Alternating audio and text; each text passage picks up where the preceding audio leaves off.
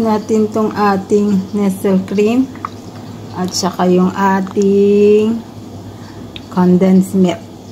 Mix lang natin siya.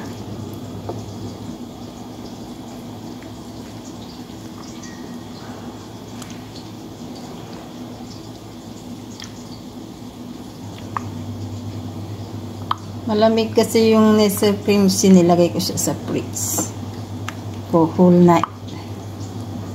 So, kaya medyo sticky siya. Kasi pagka hindi mo siya nilagay sa ref, parang hindi naman siya masyadong tubig, parang tubig siya pag nilagay mo siya sa Graham. Mix natin. Tanggalin natin ito.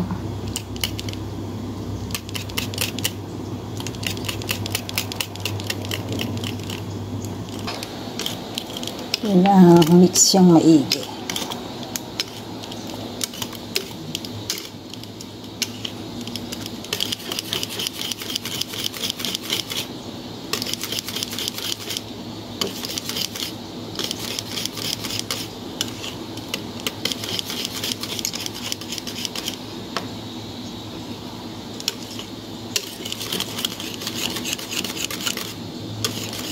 Ayan, mix na siya.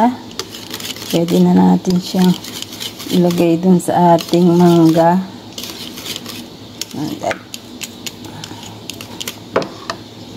Ayan na ang ating Graham.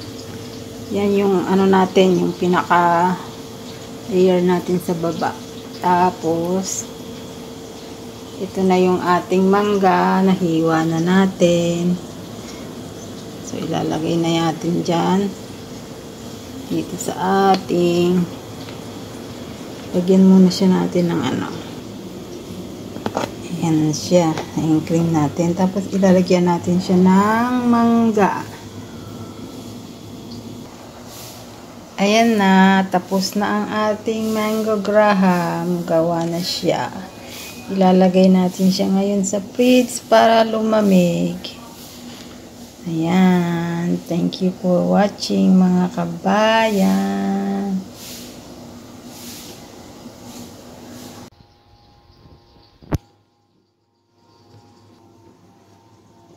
Magandang araw, mga kabayan. Gagawa tayo ng Graham. Mango Graham. Ayan ang ating ingredients. Siyempre, condensed milk, yung Graham crackers natin, all-purpose cream, at ang ating mangga. So, umpisahan na natin, mga kabayan.